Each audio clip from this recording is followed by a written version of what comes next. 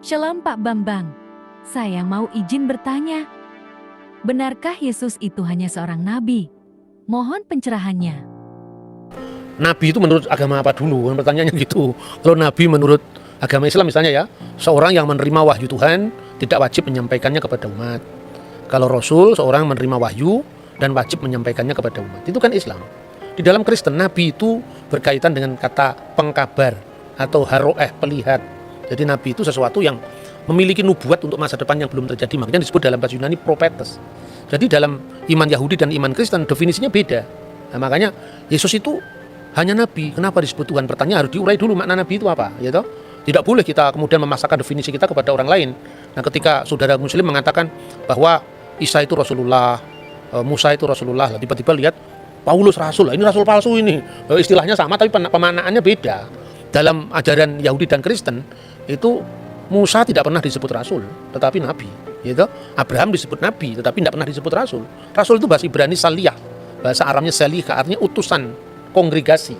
Dan Yesus disebut Rasul juga dalam Ibrani pasal 3 ayat 1, tapi maknanya Rasul di situ adalah utusan Tuhan dalam sakramen penebusan dosa. Seperti imam besar dulu adalah utusan Tuhan yang mewakili 12 suku Israel.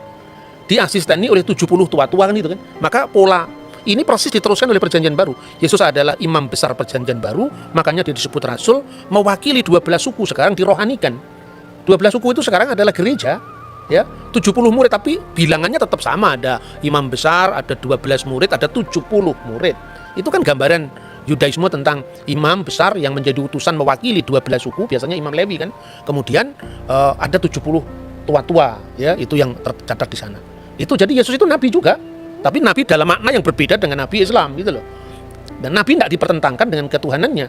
Karena jabatan imam besar itu ada jabatan Mesias atau sang Mesias itu imam, nabi, raja. Ini. Jadi Mesias itu raja, Mesias itu nabi, Mesias itu imam, itu dalam iman kita. Kalau soal Tuhan, kita kalau menyanyi di gereja-gereja karismatik, gereja-gereja Pentakosta itu kan Yesus Tuhan dan Allah kami itu kan. Jadi dalam hal ini Yesus adalah God sekaligus Lord. Saksi Yehova percaya Yesus itu Lord, Tuhan, tapi nggak percaya Yesus itu God. Karena apa? Dia masih rancu dalam memahami Yohanes pasal 1 ayat 1. Jadi Yesus disebut Allah itu bukan kemanusiaannya itu adalah Allah, tidak, tapi praeksistensi. Sebelum firman menjadi daging, firman itu sudah ada dan firman itu adalah Allah. Jadi dalam wujud ilahinya, dalam kodrat ilahinya, firman itu adalah Allah. Kemanusiaannya tentu baru ada telah dilahirkan Bunda Maria kan. Nah, dalam tugas kemesiasannya itu, maka Yesus disebut Tuhan. Tuhan itu Lord. Dari mana teksnya? Kalau kita membaca misalnya di dalam Injil Markus ya, pasal 12 ayat 29 dan seterusnya, itu jelas ketika Yesus ditanya hukum apa yang paling utama dari segala hukum yang ada. Misvah Harishona. Itu yang pertama, Shema Yisrael Adonai Elohenu, Adonai Echad. Shema Yisrael Adonai Elohenu, Adonai Echad. Dengarkanlah wahai Israel, Tuhan Allah kita, Tuhan itu esa. Itu yang menunjuk kepada Godhead, keilahian, divine of Jesus Christ. Tapi kalau kita membaca ayat-ayat selanjutnya misalnya di dalam pasal 12 mulai dari ayat 30 berapa ini? 37 38 ya. Pada suatu kali ketika Yesus mengajar di Bait Allah, ia berkata, bagaimana ahli-ahli Taurat dapat mengatakan bahwa Mesias adalah anak Daud? Daud sendiri oleh pimpinan Roh Kudus berkata, Tuhan telah berfirman kepada Tuanku, duduklah di sebelah kananku sampai musuh-musuhmu kutaruh di bawah kakimu. Daud sendiri menyebut dia tuannya. Bagaimana mungkin ia anaknya pula? Orang yang besar jumlahnya mendengarkan dia dengan penuh minat. Jadi Yesus itu anak Daud, betul, secara daging. Makanya Injil Matius diawali dari inilah silsilah Yesus Kristus, the book generation, ya, Sefer Toledot Yesua HaMasiah.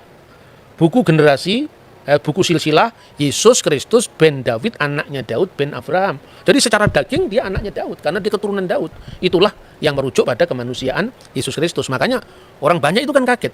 Loh, katanya di Mazmur kan dikatakan dia adalah Tuan, Adoni, Tuanku. Bagaimana dia disebut tuannya Daud sekaligus anaknya Daud? Coba kita baca Mazmur ya Tehillim 110, kita baca di sana. Ayat 1 dulu. Mazmur Mesianik. Ya, Mazmur Mesianik, betul. Le David Mismor, Neum Adonai Ladoni, Sef Lemini Ad Asit Oyefeha, Hadom Relak Leha, menjadi tumpuan kakimu. Jadi kalau di sini diterjemahkan secara bebas begini, Mazmur Daud, Tuhan mendeklarasikan kepada Tuanku, duduk di sebelah kananku sampai ku buat musuh-musuhmu menjadi tumpuan kakimu. Nah, itu yang menarik adalah permainan kata kalau di bahasa Indonesia Tuhan dengan huruf besar karena itu menerjemahkan YHWH. Sedangkan yang satu adalah ladoni, Tuan, benar-benar Tuan. Nah, Tuhan itu Tuan di atas segala Tuan. Gitu. Nah, yang menarik di sini yang ayat keempat kali ya, Pak. Ini tentang keimaman. Nisba Adonai, velo yinachem, ata kohen leolam, al dibati Malkisedek. Jadi Tuhan bersumpah dan dia tidak menyesal. Engkau adalah imam. Imam tapi menurut apa? Imam yang kekal menurut perkataan Melkisedek. Nah, itu keimamannya Yesus, bukan imam berarti dalam dia harus keturunan Lewi, bukan. Tapi dia adalah imam menurut Melkisedek. Makanya tadi disebut ada 3 matra atau 3 aspek dalam gelar Mesias, yaitu raja pertama ya. Makanya disebutkan di situ firman Tuhan, Neum Hashem Ladoni, kepada Tuanku. Nah, dalam bahasa Indonesia tadi betul dikatakan Mas Edward bahwa kalau Anda membaca bukunya Muhammad Yamin, Kamus Melayu abad 18-19 itu Tuan segala Tuan, itu Tuhan. Jadi huruf H di sini menekankan ketuanan di atas ketuanan.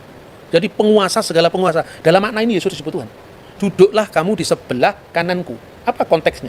Bukan berarti ada 2 kursi, terus Allah di sebelah kiri, Yesus di sebelah kanan. Bukan seperti itu. Itu artinya apa? Ruang Maha Kudus, tempat Sekinah ilahi, artinya kehadiran ilahi, itu sebelah kanannya adalah istana Daud. Jadi artinya bahwa Mesias itu akan menjadi raja kekal menurut dinasti Daud selama-lamanya. Maka duduklah kamu Seflimini, duduklah kamu di sebelah Yamin, sebelah kananku, selama-lamanya. Itu aspek kerajaan ya. Pada saat orang Majus membawa persembahan itu ada 3. Emas, kemenyan, mur. Emas itu kerajaan, menyimbolkan tentang raja. Kemenyan itu tadi yang ayat 4. Engkau adalah imam besar menurut aturan Melkisedek. Artinya Melkisedek itu kan tidak berbapak, tidak beribu, tidak bersisilah, bukan berarti dia tidak punya bapak sungguhan. Ini ungkapan dalam bahasa kitab suci dan sesuai dengan apa yang lazim saat itu. Kalau di sidang pengadilan, ibunya diketahui, tapi bapaknya sudah mati, tidak diketahui. Ibunya bernama Miriam, bapaknya tidak diketahui, tidak berbapak. Ya, apater, bukan artinya dia lahir dari batu, bukan seperti itu. Itu konteksnya ungkapan-ungkapan seperti ini kalau orang awam kan sulit ya. Makanya kalau tidak paham membaca Alkitab dalam bahasa bahasa terjemahan letterlock, seperti yang misalnya terjemahan baru, silakan membaca Alkitab bahasa Indonesia masa kini, yaitu namanya terjemahan dynamic equivalent translation. Jadi diterjemahkan sesuai dengan maknanya, bukan bentuk bahasanya. Itu menarik. Jadi yang pertama raja, yang kedua imam, lambangnya adalah kemenyan, dan mur itu lambang penderitaan. Sekaligus juga bahan wangi-wangian kan mur itu. Jadi maka ketika Yesus itu diminyaki dengan minyak wangi dan mur, itu melambangkan via dulurusannya. Maka imam, nabi, raja. Nabi ini merujuk pada figur hamba Tuhan yang menderita yang dinubuatkan di dalam Yesaya pasal 53, Mazmur pasal 20 ayat 17. Jadi artinya kita tidak boleh menilai agama orang itu dari sudut pandang kita, tidak akan pernah bisa ketemu. Ini kan musimnya debat sekarang ya. Kalau musim durian itu lebih enak. Habis makan durian, makan manggis. Kalau musim debat begini, orang menang-menangan, tidak tahu metodenya bagaimana berbicara tentang agama lain ya. Kalau nanti nggak cocok terus merasa kalah, pembunuhan karakter, nyerang pribadi, itu bukan Indonesia itu. Indonesia tidak seperti itu.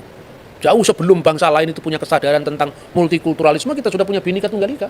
Jadi kira-kira Oke Pak Bambang, penjelasan Anda sangat mencerahkan dan menguatkan iman kami. Terima kasih, Tuhan Yesus memberkati.